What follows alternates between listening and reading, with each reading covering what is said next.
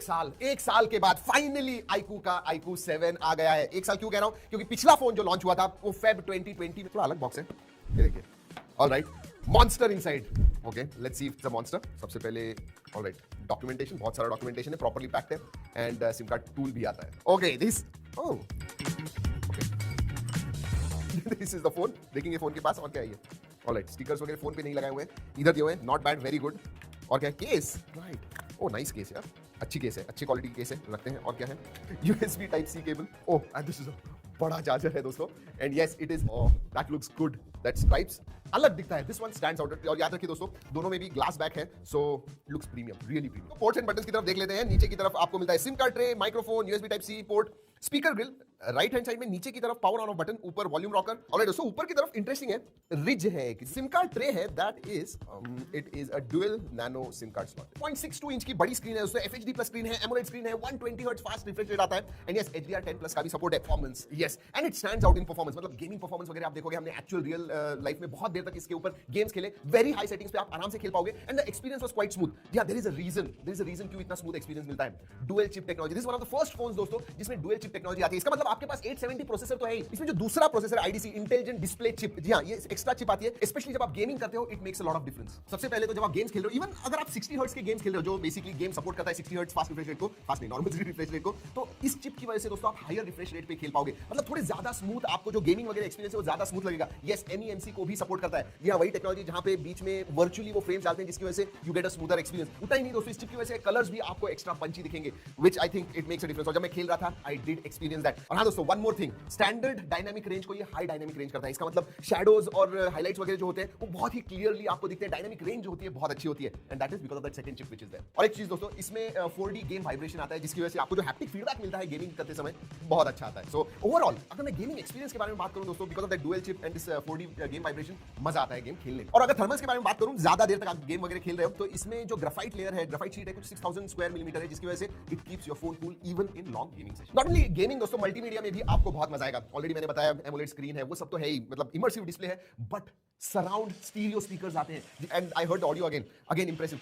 बहुत सारी चीजें इसमें इंप्रेसिव है दोस्तों, बट अगर आप गेमिंग एंड मल्टीमीडिया के लिए कोई फोन देख रहे हो, I'm telling you, this will be right up there. Yes, let's talk about camera. Although that is not the main highlight. दोस्तों अच्छा कैमरा आता है, जी हाँ, 48 मेगापिक्सल का IMX598 ये सेंसर आता है, प्राइमरी सेंसर। दूसरा जो सेंसर है 13 मेगापिक्सल का अल्ट्रा वाइड आता है, और तीसरा जो है दोस्तों वो 2 मेगापिक्सल का मोनो सेंसर है, एंड आगे की तरफ आपको 16 मेगापिक्सल का सेल्फी सेंसर मिलता है। सेंसर्स के बारे में बात करूं दोस्तों, सभी सेंसर्स आते हैं, इन डिस्प्ले फिंगरप्रिंट सेंसर है, फेस अनलॉक है, दे आर सुपर फास्ट। और दोस्तों OS के बारे में बात करूं तो इसमें FunTouch OS 11.1 आता है, which is based on Android 11। जी हाँ, बात करते हैं कनेक्टिविटी के बारे में। जी हाँ, 5G आता है, डुअल 4G वोल्टी है, वाईफाई कॉलिंग का सपोर्ट है, ब्लूटूथ 5.1 आता है, वाईफाई 6 है, SAR value within limits, camera two API का सपोर्ट आता है।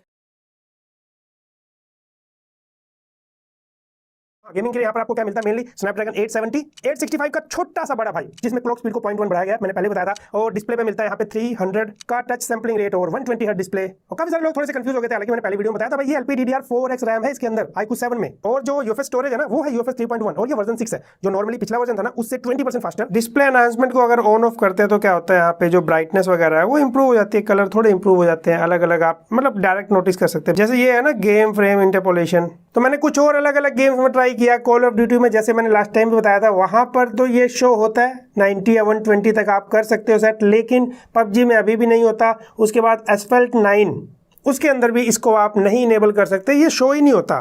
तो 15 मिनट में इसका टेम्परेचर जाता है 37 से जंप करके 42 टू 43 डिग्री। उसके बाद थोड़ी देर के लिए FPS मीटर हटा के चेक किया गया, मतलब ईयरफोन लगा के गेमिंग की गई। सैडली मुझे एक चीज़ लगा कि इसके अंदर 3.5 mm जैक होना चाहिए था, नहीं तो देखे कितना गया। तो इस टाइम में इसका जो टेम्परेचर जाता है वो जाता है 42 डिग्री ही जाता है, मतलब 42 पॉइंट समथिंग इस तरह से, मतलब 42 तक ही रहा। तो 42 डिग्री काफ़ी सही रिजल्ट रहा है ये इसको, मतलब आप ये फ़ोन के अंदर कूलिंग सिस्टम बहुत अच्छे से काम कर रहा है। सो ओवरऑल अगर आप गेमिंग फ़ोन के बारे में सोच रहे हैं तो ये डेफिनेटली उस लिस्ट में आता है जिसको आप कंसीडर कर सकते हैं। यस, मैं इसको रिकमेंडेड फ़ोन की लिस्ट में ऐड कर सकता हूँ। और इवन अभी इस फ़ोन का जो प्राइस है वो 32 है, बट ऑफर वगैरह के साथ 28 के आसपास आपको मिल रहा है।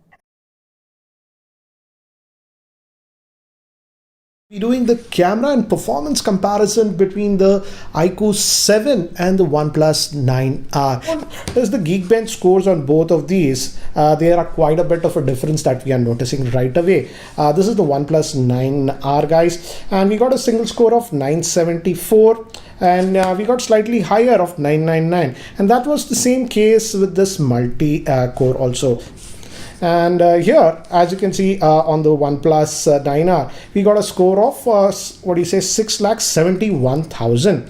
Whereas on this one, that's almost 7,03,000. There is a difference of almost 30,000, which is a big thing. And the CPU score, OnePlus went slightly ahead at 192, whereas it was 185 on the iQOO.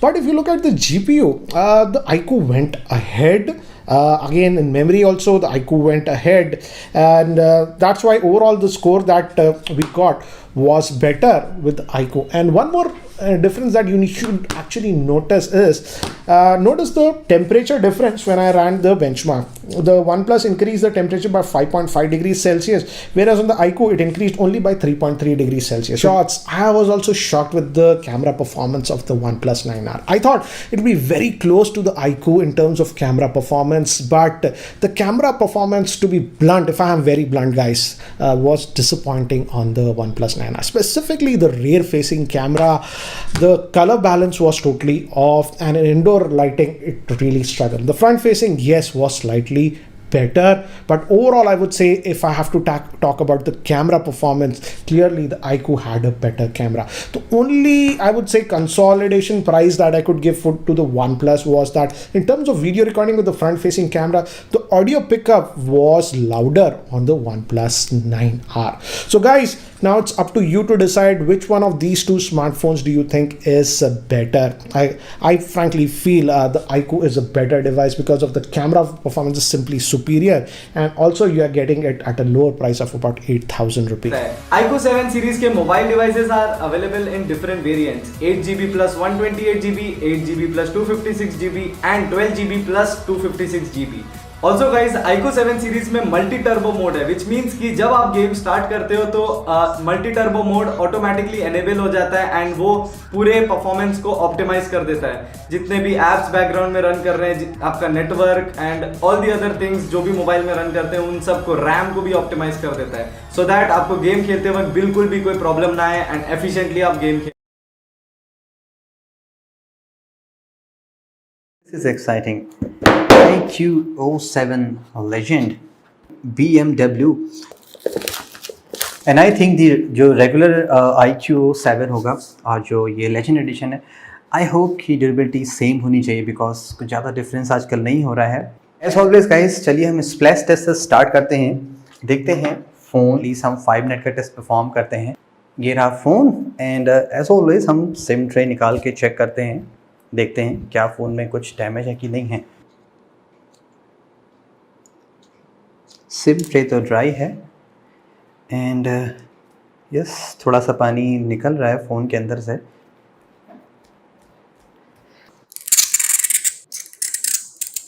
Surprisingly यहाँ पे aluminium का frame दिया गया है, unlikely OnePlus 9 जहाँ पे plastic का frame use किया गया था. माइनर स्क्रैचेस लग भी जाएंगे तो भी आपको नज़र नहीं आएगा. अबाउट दी बटन्स, मेटल, और यहाँ पे ब्लू कलर का बटन है जिस पे पेंट जॉब है एंड विद टाइम हो सकता है ये पेंट छूट जाए. रियली टाइट पावर बटन, ये भी बाहर नहीं आ रहा है. About the camera system, glass के चारों तरफ एक मेटल का फ्रेम लगा हुआ है जिस पे एक ब्लैक पेंट जॉब है.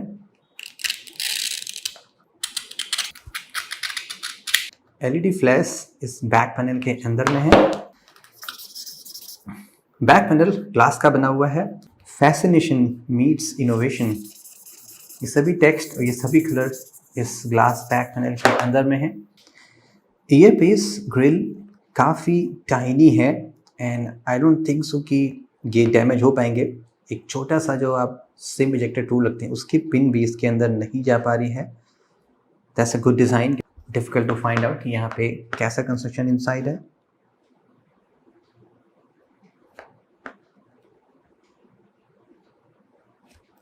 कोई हार्ड साउंड नहीं आ रहा है, दैट मीन्स यहाँ पे प्लास्टिक का और you can say plastic mash हो सकती है अंदर। About the SIM tray, made from metal outside और इनसाइड ये प्लास्टिक है। रिमेंबर गूगल पिक्सल 4a, उसका सिम ट्रे कितनी आसानी से डैमेज हो गया था।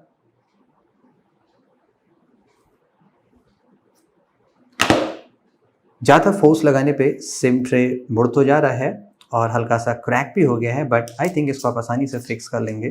देखिए तो क्वाइट स्टैंडर्ड है जैसा कि और एक्सपेक्टेड भी है। अप टू लेवल 5 तक कोई स्क्रैच नहीं है और जैसे हम आगे बढ़ते हैं लेवल 6 पे स्क्रैचेस माइनर हैं और लेवल 7 पे स्क्रैचेस डीपर होते चले जा रहे हैं। दिस लाइक सिमिलर जैसा आपको कॉन्डिंग गोरिल्ला ग्लास 5 और 6 में मिलता है।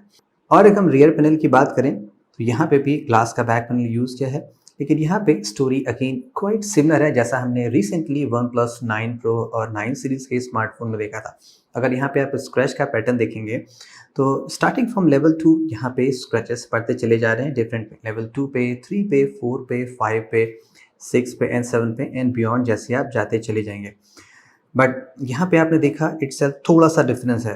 अप टू लेवल 5 तक जो मेटल इटसेल्फ है वो स्क्रैच हो जा रहा है। अगर मैं इसको केयरफुली रब करता हूँ तो जो स्क्रैच है वो लेवल 3 पे ऑलरेडी स्क्रैच पड़ा हुआ है।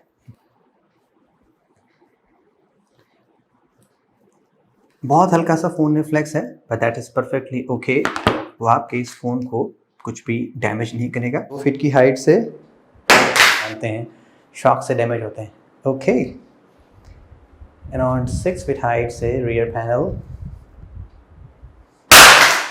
जैसा मैंने बताया था देखिए ऐसा ही होता है और काफ़ी ज़्यादा कांच के टुकड़े बाहर आ चुके हैं इसके।